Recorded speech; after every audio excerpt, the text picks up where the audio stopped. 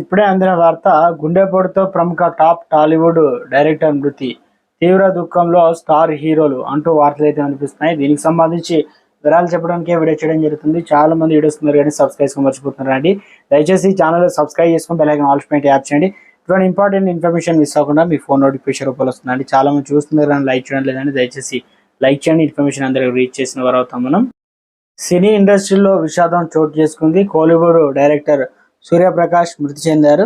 సోమవారం తెల్లవారుజామున ఆయనకు గుండెపోటు రావడంతో కన్నుమూసినట్లు కుటుంబ సభ్యులు తెలిపారు. దీంతో తమిళ్ ఇండస్ట్రీలో విషాద ఛాయలు అలుముకున్నాయి.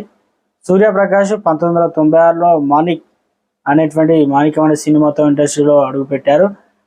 రాజ్ కిరణ్ మరియు వనిత విజయ్ కుమార్ ప్రధాన పాత్రలో నటించిన మాణిక్యం ఆయనకు మంచి పేరును తీసుకుపెట్టింది. ఆ తర్వాత ప్రభు హీరోగా పెన్ ఓన్రో కండెన్ అనే సినిమాలు మొదలుపెట్టారు.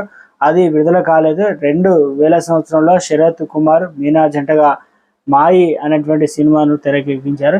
ఈ సినిమా భారీ విజయాన్ని అందుకుంది. ఇక ఇదే సినిమాను తెలుగులో రాజశేఖర్, సాక్షి శివానందన్ జంటగా సింహరాశి పేరుతో రీమేక్ చేశారు. కన్నడలో నరసింహగా రీమేక్ చేయబడింది. తెలుగులో రాజశేఖర్ నటించిన భరత సింహారెడ్డి సినిమాకు దర్శకత్వం వహించి కూడా సూర్య ప్రకాష్ అనేటువంటి సినిమా తర్వాత తమిళ్లో దివాన్ చిత్రంలో మరో మంచి విజయాన్ని అందుకున్నాడు. కొన్నేళ్లుగా సినిమాలకు దూరంగా ఉన్న ఆయన ఇలా గుండెపోటుతో మరణించడంపై చిత్ర పరిశ్రమ ఆవేదన వ్యక్తం చేస్తుంది.